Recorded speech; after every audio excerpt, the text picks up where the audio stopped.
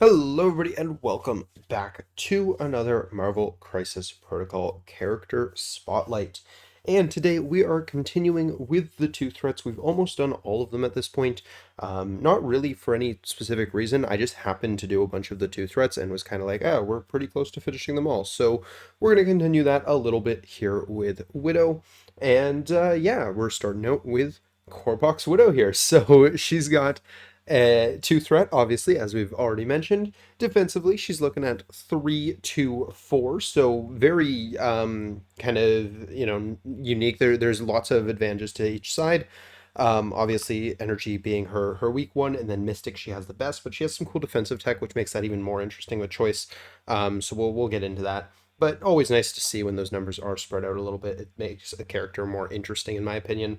She's got 4 health. She's going to be a size 2, and she's a long mover, which is obviously really, really nice. She's only a 2 threat, so she's going to be able to get in and out of danger quickly. She's coming in with 3 attacks, so she's got a pretty good set of attack profiles here. The first one is a Energy Strike. This is a range 2 4 dice builder attack, so she's going to gain power equal to the damage that she deals.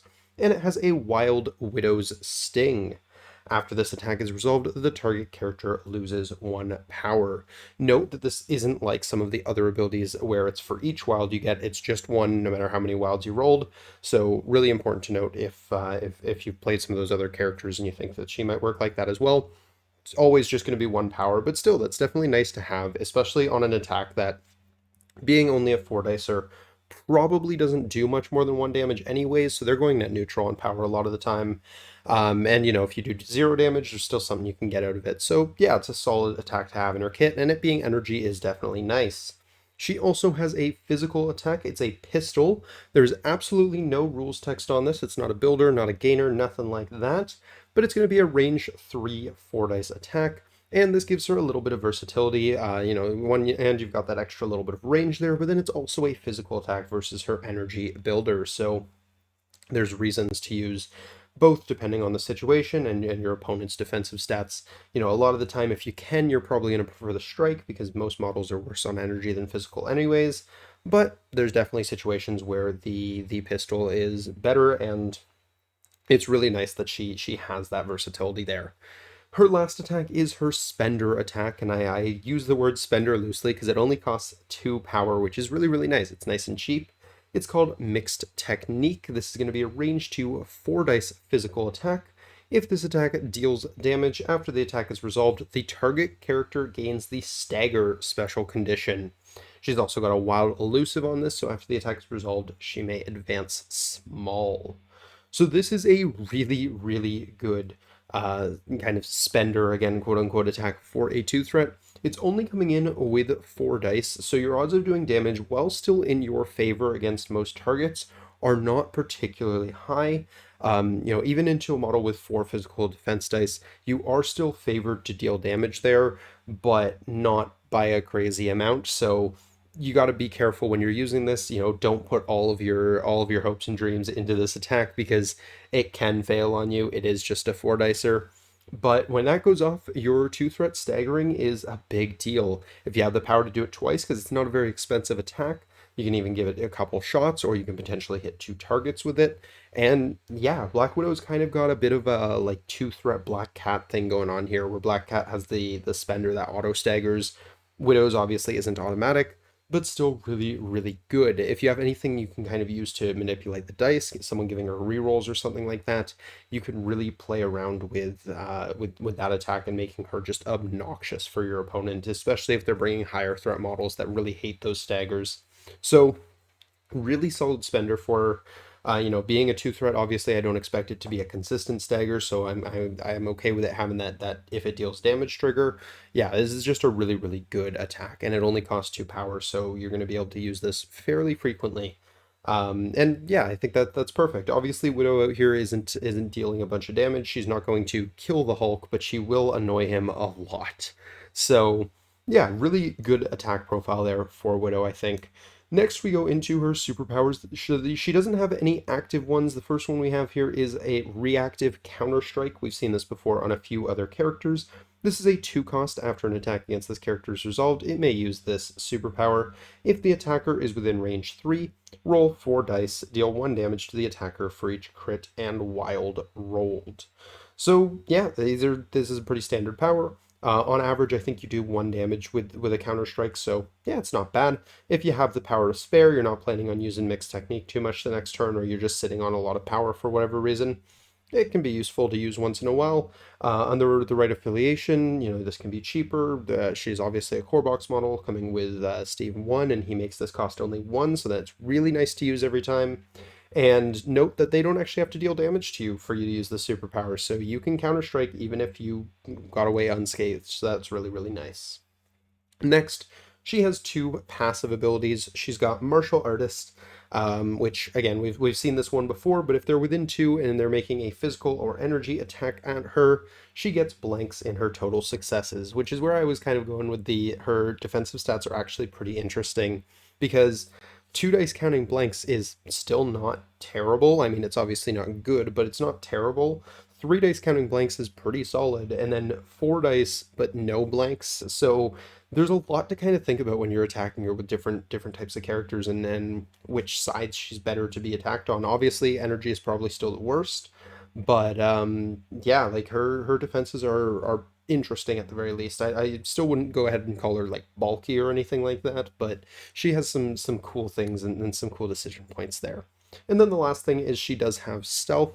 So you got to be within range 3 of her to target her, which is nice because she's got that long move, so she can really easily kind of get in and out of situations and take advantage of that stealth. So yeah, she's got a pretty solid kit here overall. She's got some solid defensive tech that will hopefully keep her alive from, 1, maybe 2 hits. She's not getting one shot too often, although she does only have 4 health, so it can still happen. Don't bet on it, but she has some solid defensive tech to help keep her in the game. Counter Strike is a nice little deterrent. If you've got them on low health, they're definitely going to be hesitant to attack her with anything that they're not positive is going to kill her. So you've got that going for you as well. Offensively, as we kind of mentioned, she's not doing too much damage. She might do a little bit here and there. She does have the ability to choose whether she's attacking energy or physical, depending which attack she's using. But really, she's going to be sitting there throwing around staggers, making you lose a little bit of power or not gain as much, I guess, from your strike with the Widow Sting. But her main goal there is going to be to throw out a few staggers, maybe do a couple damage, and really just move around. She'll be good at rotating points, picking up objectives, that sort of thing. That's kind of the game that she plays. Looking at the flip side, nothing changes on Widow here, so nothing really to talk about on that side. But yeah, no, she's got a really solid kit here, and I think she's a fairly well-rounded two threat. She can do a bit of everything reasonably well. She doesn't excel at, say, the objective game like Toad does, and she's definitely not the attrition piece that, say, Nebula is. But she has a lot of really good things that she does, and kind of that two threat Black Cat with the mixed technique here is probably her kind of claim to fame here. This is probably one of the best things on her card. So it's really, really powerful, and you just kind of got to make sure you know when to use it and kind of how to get the most out of it because it does require damage. And I mean, you can just get lucky, but there are things you can kind of do to help bolster that a little bit. Looking at the affiliations she's a member of, she's actually part of 4 affiliations. So the first one here is A-Force, and with A-Force, she's got She-Hulk as the leader here. Now, Widow isn't a particularly power-hungry model, so I don't think she's all that amazing under She-Hulk, just because the leadership giving power when models get hit is nice. I mean, she'll take it once in a while. It can put that stagger attack online more often, so that's cool. But really, she's not taking that many hits, so she's not helping give other members of your team power all that much, and she doesn't benefit from it as much as a lot of other members. That doesn't mean she's a bad include in A-Force, just being a 2 threat makes her solid, but she's probably not the one you want to be passing the power to most often. A lot of your other characters will probably do more with it than she will, But that doesn't mean she's bad. I still think she's quite solid there. And if you need a two threat to fill that slot, it's between her and Okoye, and I think they're both valid options depending what kind of list you're going for. I think most of the time you're probably preferring Okoye, but there's definitely some merit to bringing Widow, or even an argument to bring both, because you're starting with a six threat leader, so that can kind of help balance out the model count issue there.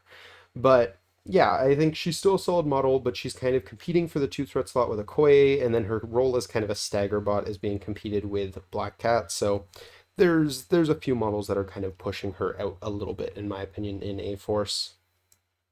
She's also a member of the Avengers, and obviously there's a few leaderships here. So we've already kind of mentioned Steve 1's leadership, giving her the ability to counter-strike for one is nice. I don't think it's a huge deal though for her. I mean, a lot of the time she'd still prefer to save that power for those spenders when she can make them. So it's fine. I don't think it's huge, but yeah, I don't have a problem bringing her under Steve 1 just because she is an affiliated two threat and she does still do a lot of solid work on her own. So she's still worth bringing there, but probably not her favorite place to be. Under Sam, she's pretty decent there because she is reasonably bulky for a two threat, which is the type of thing that he looks for, is low threat models that are reasonably bulky. She's still not quite meeting that criteria of like damage reduction or anything like that. Sam generally runs a lot of three threats, but if it makes your points easier, it's definitely worth including her there. You probably, again, don't want to use the leadership on her very much, but she will trigger it once in a while, so that's cool. Um, but yeah, I think she's kind of a net neutral model there. You can run pretty much any two threat under Sam and get similar results. So again, if you're doing it for the Avengers, then that's great. But I don't think there's any like strong synergy there necessarily. Steve 3, I think, is actually where she might have the most synergy with the leadership. And that's just because this is going to help her get damage on her spender. She needs to have a little bit more power for it. She needs to have one extra power to be able to change one of her dice. But this can be the difference for sure between failing to deal one damage or succeeding and getting that stagger out there. So I think this is probably her favorite Avengers leadership. She gets a fair bit out of this. Even just with the something like that builder that she has, where you can, maybe you're getting damage already, so you're building power no matter what, turn a thing into a wild, and now suddenly you're dealing an extra damage and they're not even getting any extra power for it because they're losing one as well. So there's no loss to that. So definitely a solid leadership for her, and probably out of the leaderships we looked at so far, her favorite one. But yeah, it's she's not really complaining about any of the leaders here. And then she also has Hulkbuster, but we don't really talk about Hulkbuster's leadership much. I guess it's fine for her. Only 3 physical defense is not particularly impressive, so she does appreciate not just dying to size 3s and 4s quite as trivially, but still not an amazing leadership overall. As far as the rest of the affiliation goes, there's a couple things that can kind of support her here. Things like 4 threat Tony actually giving her rerolls on her attack with Jarvis. Really anyone who's giving you that sort of thing. I mean, any of the Iron Mans can play Stark Armory, and that would give her extra dice on that attack as well. I think a lot of the things that'll really push her are things that are helping increase those odds, because you typically won't be spending too many of your kind of more defensive resources like Luke Cage's taunts or Heroes for Hire or Steve 1's bodyguards. Typically, you're not going to spend too many of those on a 2 threat unless they're like holding an objective and they're really important for you that round. But that's kind of true of any model, so I don't think there's any extra benefits there from that. So yeah, you're really looking for things that can just give her a little bit of extra consistency, and there are a couple of models that do that here, so definitely not bad choices. You even have stuff like Cable where you can increase the dice on her defense, so now if she's counting blanks, adding 2 dice counting blanks is absolutely huge. I mean, making her effectively a 5/4 counting blanks on physical and energy respectively, that's really, really good. So yeah, there's definitely a handful of really good synergies for her in the Avengers affiliation. Next, we have Shield, and she definitely doesn't hate either of the Shield leaderships here. I mean, Invincible Iron Man giving her a reroll to again help push through that stagger once in a while is a big deal. Also can help her on defense. Rerolls when you're counting blanks are pretty nice. She's spending her own power for it, so you're not wasting another model's resources on a 2 threat, so that's great. And then you do have Jarvis to help push out that stagger once in a while, so that's really good as well. Going over to Fury's leadership, I mean, the first half is kind of the same with everyone. If your models are getting dazed, you're going to score VPs if your opponent's in the lead. She can contribute to that for sure, but I don't think she's doing anything particularly insane there. And then kind of having the aggressive on the other side is interesting for her. It can be one of those things where if they were able to get out of your martial artist range and then they punch you, you can aggressive into martial artist range now, so you're counting blanks if they attack you again. Does mean you have to survive the first one though. So you gotta be kind of careful with that, but she doesn't hate it by any means. It's just nothing particularly crazy for her. I think she definitely prefers the Invincible Iron Man. Also, just, for all the reasons we mentioned when we were talking about Avengers.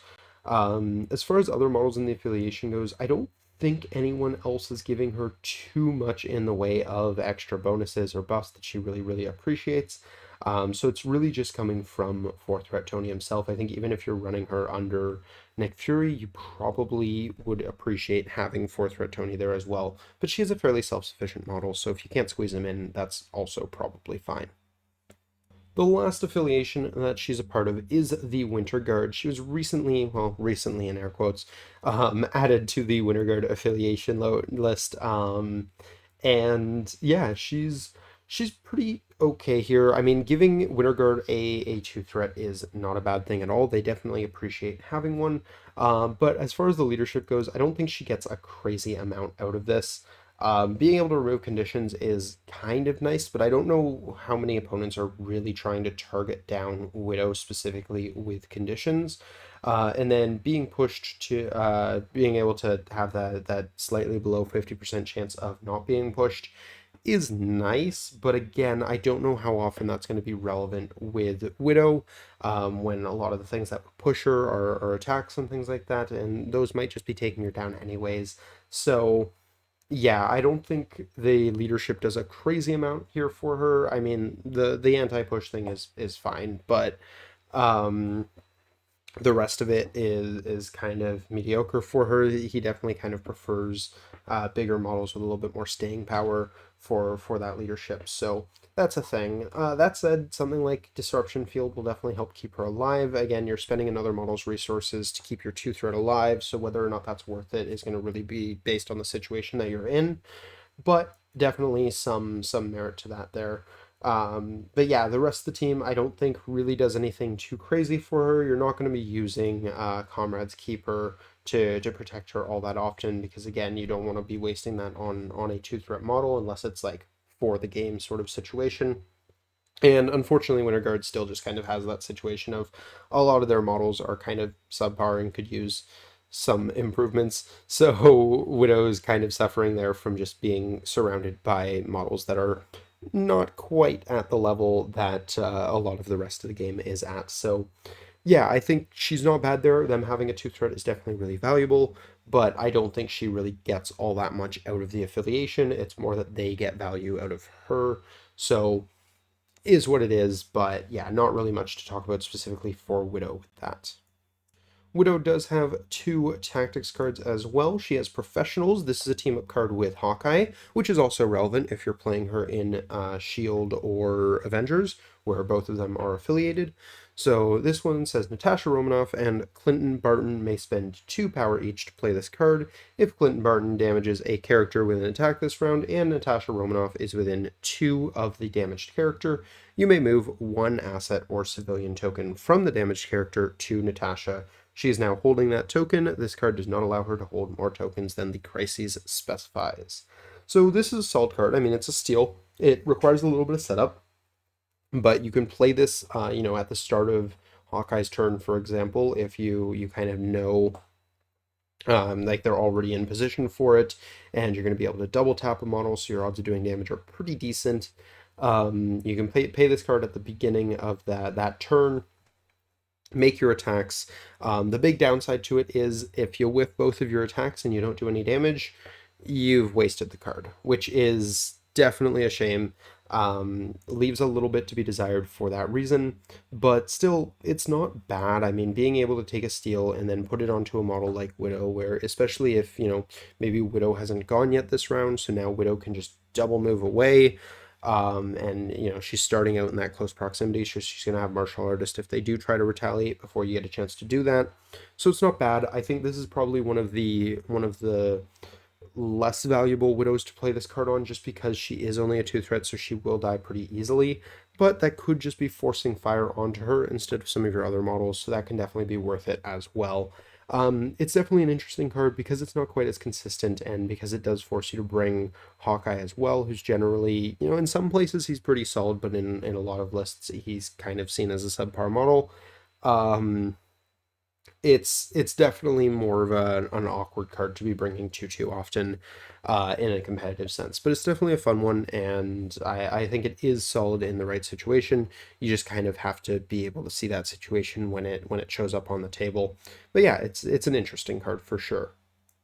The last one here is Vertical Assistance. This is the card that came with the new Widow in the newer core box. So this one is a active card. During Natasha Romanoff's activation, she may spend 2 power to play this card. Choose an allied character within range 3 of Natasha Romanoff. The chosen character gains the Wall Crawler superpower until the end of the round and immediately advances small. So this is definitely a solid card. Being able to use this on any model is really, really nice. There are a lot of models that definitely appreciate that movement. Even herself, you can choose herself for that, just a 2-cost advanced small. Probably not the best use of it most of the time, but still useful once in a while. I mean, again, it's that situation where you need to get out of certain range or into a certain range. Maybe you're banking on that stagger for the game, and you want to be able to take 2 shots at it, right? So you use this to get into range and then do your thing. Very, very solid card. Giving them the wall crawl superpower until the end of the round is nice, depending who you're using it on. Even again, if you're using it on herself, just being able to now she's long move with a wall crawler. That turn you got to run away with the objective, sort of thing. Yeah, she definitely appreciates that. So yeah, this is a really solid card. I definitely think this one's good with any of the widows really. And 2 threat widow, she can usually afford 2 power to do this. It means that's one less stagger attack coming out, but she doesn't have much else she's spending her power on, so that's totally fine. Yeah, this is a solid card. I got I don't have much for it. It's great with higher threat models that'll really appreciate the extra mobility. If you're playing in Avengers, for example, that would be something like Hulk. Being able to just kind of bring those models, move around as you need to. Out of activation movement is obviously also really, really good. You can put them onto a point that maybe they got shoved off of after their activation ended. Stuff like that, really, really useful. And it's within 3, so it's relatively lenient with the range band on that one. So yeah, very, very solid card, and definitely worth considering wherever you're bringing Widow. As far as other affiliations go, she definitely is going to appreciate ones where she's not taking resource away from your teammates, where they can help her either get her damage on her stagger or give her a little bit of extra survivability. So you wouldn't want to put her somewhere. I mean, again, she's not bad there because nobody really is, but you wouldn't necessarily want to put her somewhere like Guardians, because you don't want to be giving her a winging it token, and they have plenty of 2 threats as it is. But somewhere like Daredevil Defenders, for example, where she can get rerolls for being in proximity to enemies, that's pretty solid for her. That long move will help her set up for that as well. Somewhere where you could have access to models like Zemo, like in Cabal or Hydra, those are definitely places where she could appreciate that reroll from Zemo or Strucker, giving that reroll aura as well. Also for Cabal, something like Red Skull 3, that ability to treat a skull as a critical, basically having Reality Gem.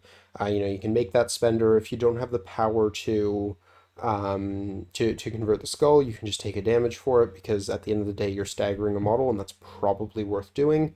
Um, so yeah, I definitely really like her under that leadership. There's a lot of value to something like that. So yeah, she's pretty solid there. I'd also probably like her under something like Black Panther Wakanda. Very, very similar leadership. As a matter of fact, I think the exact same as the Iron Man one we were talking about in Shield.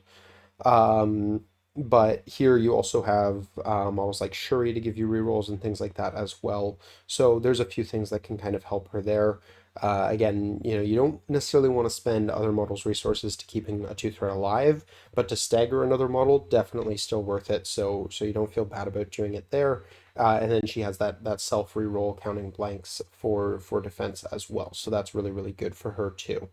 So yeah, there's definitely a lot of places where she can kind of get a little bit of extra value in. I don't think she's necessarily a bad choice as your two threat splash pretty much anywhere. Obviously she's kind of she's a bit of a jack of all trades. She's not quite the best at most aspects of the game, which is why you don't see her splashed as often as something like Toad, who's probably the best objective focused two threat, and then something like Nebula, who's probably the best attrition focused two threat, or Rocket for that matter, who's also incredibly good at the attrition game. So you don't see her as often as those models for those reasons, and those are totally valid. But if you do just want kind of a rounder, you're trying to build a well-balanced list that can do a lot of different things, she's definitely not a bad option. She's got a lot of good things going for her, and yeah, I don't think anywhere really absolutely hates her. There's just some places that get more mileage out of her. Places I wouldn't really plan on bringing her, somewhere like Black Order, where their plan is kind of just murder things, and she doesn't really play to that game plan all that much. Guardians, where they have plenty of great two threats already, and the winging it tokens are a resource you'd actually have to be allocating to her instead of other members of your team. So not as valuable in those types of places. That said, winging it to help get staggers would definitely be very, very solid as well. Um, so yeah, you just got to be kind of careful. You're not putting her somewhere where she's going to be taking away from other models that might be able to use those resources more. But she can do a lot when she has leaderships that kind of allow her to be self-sufficient and just kind of help continue doing what she was already trying to do. So I definitely like the idea for somewhere like Defenders, or as I mentioned, Red Skull Cabal. Those places are probably some of my favorite spots to think about splashing Widow, outside of her home affiliations, of course, where she is pretty relevant in all of them. I think with A Force probably being the one where she gets outshone the most by some other models, but her other affiliations, I think she's definitely a worthy include in any Avengers, Shield, or Winter Guard roster. If I see a Widow in there, I'm not surprised at all because she's a very solid two threat, and she's affiliated in those places, so she definitely gets some value there. But I think that about wraps it up for Natasha Romanoff here. This is also another model of the original core box down because we still haven't went through most of the models in the original core box. So maybe at some point soon I'll start trying to kind of revisit a lot of them. But yeah, I think Widow's one of the ones that held up a lot better than I'd say at least half of the box. She's still very relevant. She's still a very solid model. There's definitely still reason to bring her. You don't see her as often as you see some of the others for reasons we've already kind of talked about, but she's still quite a solid model, and I think especially in her home affiliations, she's quite useful to be able to include in your 10. Partially just being a two threat for list flexibility, but she does meaningful things. Being a stagger bot is great. She's got that versatility, so she can help finish off models. I wouldn't really expect her to be taking things down from full health, but she can definitely still do an okay amount of attrition work if you need her to. She's got enough bulk going for her that you can feel somewhat safe with her holding an extract as long as she's not like, sitting in front of Hulk and just staring him down. That's probably a bad idea, but yeah, there's definitely a lot of meaningful things she can do on the table, and she's worth playing around with. So, yeah, that is most of my thoughts on Widow here. Let me know what you guys think down below. Where are your favorite places to run her? What kind of strategies or synergies did I miss here? Definitely curious to hear what you guys think. Personally, I play her a fair bit in my Avengers list. She kind of fluctuates in and out depending whether or not I feel like I need a two. But most of the time, if I want a two in my Avengers list, it is Widow, and that's primarily a Steve One list. So that's not even one of the leaderships where she really gets a crazy amount of value out of. Um, but I think she is a very, very solid model, so she's definitely worth considering. But yeah, let me know where you guys bring her and what kind of things she does for your lists. Definitely curious to hear what you guys think. But as far as my end, that is going to do it for this character spotlight. So I hope you guys enjoyed. If you did, please do drop a like down below. Subscribe if you're new to the channel. We do character spotlights like this every week, and then on the weekends we have battle reports. So if you like either of those things, feel free to jump on in. But that's going to be all for me. So until next time, have a great day, everybody. Peace.